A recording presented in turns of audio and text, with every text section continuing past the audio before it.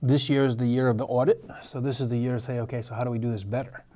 I don't have a board that just sits here and says, cuts are good, it's not coming out of anyone's mouth. It's not where we want to be.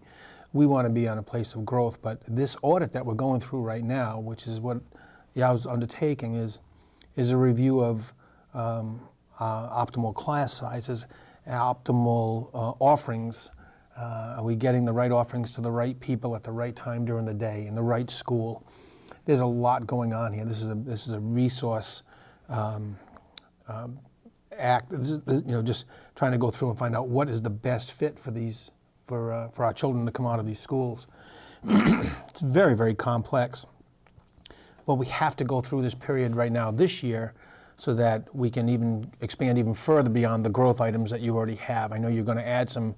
You're actually adding some FTEs. Yeah, I'm going to show that. Yeah, and some half FTEs, which brings to mind and say, so it's it's not always a one. It's not always a single teacher that we're looking for. How do we take that time and how do we best spread that time across all the needs? And it's very, very complicated to do that. But this is the year that we're going through this audit. After this year, we have a lot of initiatives that we hear what everybody's saying. We hear everything. And just because we're not able to take action this year doesn't mean that we're not listening. We do want to do so many of these things that people have asked.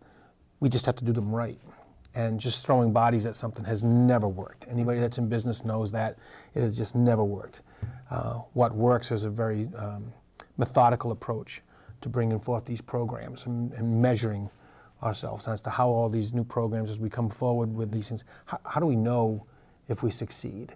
How are we accountable for that success? How do we report back to the citizens of Burlington saying, hey, this worked, or this one didn't. We have to put the brakes on this one. So it takes a huge amount of transparency. We just put it all out there, and so it's. So I'm glad that Mark used the word audit, because we're going through a process right now that there are two audits, right? There's the financial fiscal audit that we're doing it with our internal auditors and our external auditors in terms of examining our finances and how do we operate. And so we have to make some policy and procedural changes so we can be more efficient. But then Mark mentioned is the program viability audit.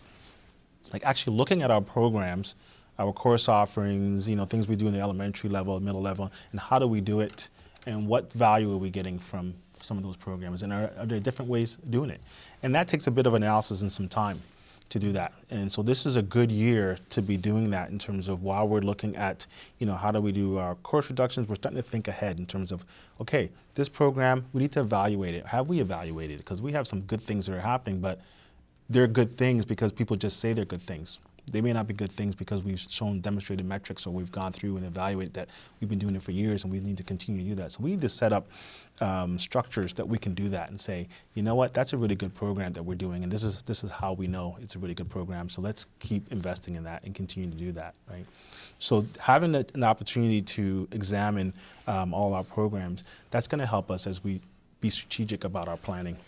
And we want to get to a place where we're going to have a plan that we can be resourced by our budget and say, this is where we're going. And then those enhancements that we're talking about are going to be strategic around the areas we want to